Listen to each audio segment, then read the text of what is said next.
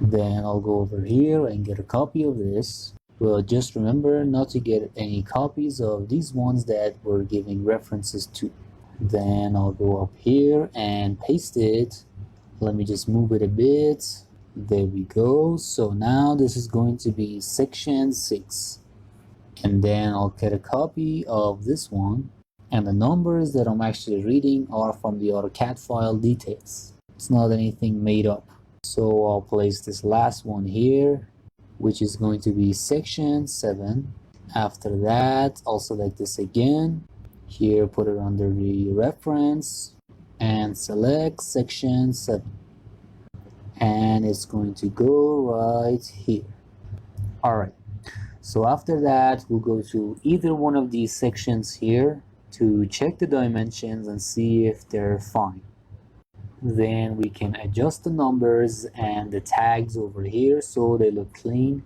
Alright, and then after that, I'll go to the section 5 and adjust these as well. So bring up the number and the tag, and there we go. So we can hide this part as well, but we'll just leave it to be for now, and we'll hide it later on. After that, we have the section 6, so adjust these as well. Although we can hide the tags and the numbers in this one as well, so that we can speed up the time of the project's reloading and just get it as light as possible. So we'll select the VH in the projects and hide them. Select one of these axes and VH. Then the same here, and then we have the section 7. Select the aux and VH, and there we go. So now we'll create a new sheet over here in the sheet section, and this could be whatever type of sheet that you have in your mind. The default chosen sheet is alright for me now, so I'll just select that and hit OK. Although there is another way we can go about this, and that's creating the sheet ourselves. So we can go over to the File tab, although let's just save the file before doing that. And if you actually take a look at the AutoCAD file, we have the A1 type here, about 84 by 59. So I'll go to the new section and select title block, and then select the A1 file here and open it up. Then we go to the new section and open up the visibility graphics menu. Alright, these are all fine for now, so close this, and then I'll select the sheet itself. Rotate it about 90 degrees to here, just like the sheets that we have here. I'll just select one of these and then hit Ctrl C, Ctrl N, select ACAD ISO and Ctrl V, and it's here. Then I'll double click on this and I'll delete all of the text that we have here. So select this and this as well, and all of these over here, and this one too, and just get rid of anything that's not actually necessary for us, and these ones as well. So then save, and there we go. Then using X enter, I'll explode this, and then using M, I'll select this point right here, then hit Shift plus square and type in 0 and 0. Then I'll type in UN and put the unit on meters. Alright, after that, using the distance option, I'll give it some measurements, and let's see what we have here. It's 59.4 meters, and this is actually the width. Then I'll select this and scale it in the 0 and 0 specifications, and then put in 100th here. Then using the measure tool, I'll just check this again. So we have 59 here as well. Then type in PU and hit purge all, and just repeat this until it's activated. Then Ctrl S to save it, and we go to the file samples and the CAD files, and we'll name the file A1 dash sheet and OK. Then I'll right click on this and copy full file path.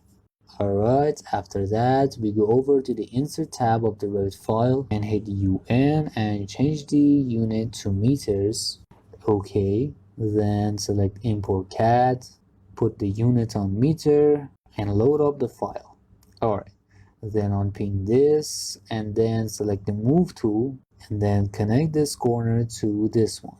So after we've done this, we're pretty much done, though we can use the tools like line and do the drawing of the sheets on top of this surface. Then I can lock these over here and then use trim to trim these, and then we have the framing inside of this chart, which we can create it using this and then lock it over here, then another rectangle for this one, and then we go about the rest of it and specify the charts and the framings inside of it.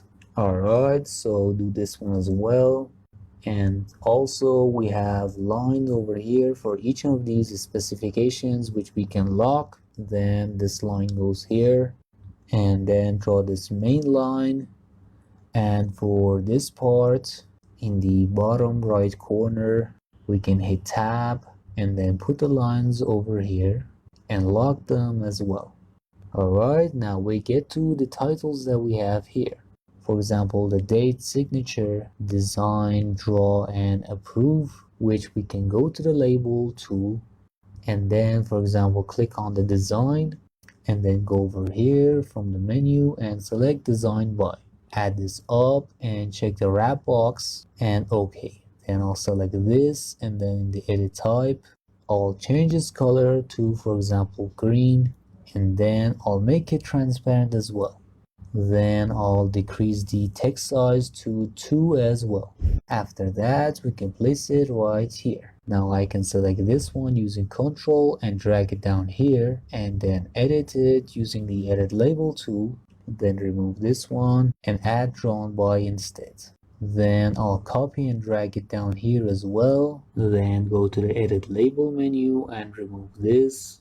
And after that, we'll have to look for approve in this menu and add it up. Here we have the approved by, so then hit OK, and then we go to the left side over here. For the scale item, we can open up the edit label again and find the scale and then add it up and then hit OK. Alright, drag this over here and then copy it and paste it, for example, down here in the place of the WG number. And then we open up the edit label, delete the scale, and put a sheet number instead, or any other parameter that you want. Then we can select and delete the CAD file. So delete, and in order to remove any traces of the AutoCAD file here, we can open up the object styles. So these are fine. And then let's see if we have any traces of it left here. Alright, so after that, I'll go back to the View tab, open up the Visibility menu, and here you can see the imports in the menu. So I can just uncheck the box here and hit OK to get rid of them. So I'll just save the file up to the point, and it's going to be in the directory of file samples.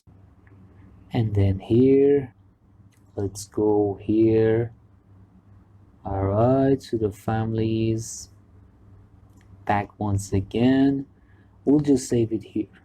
So for the name, I'll just go with sheet-A1. After that, I'll hit save and then load into project and close, and then cancel from here. So now in the next phase, we're going to create the sheets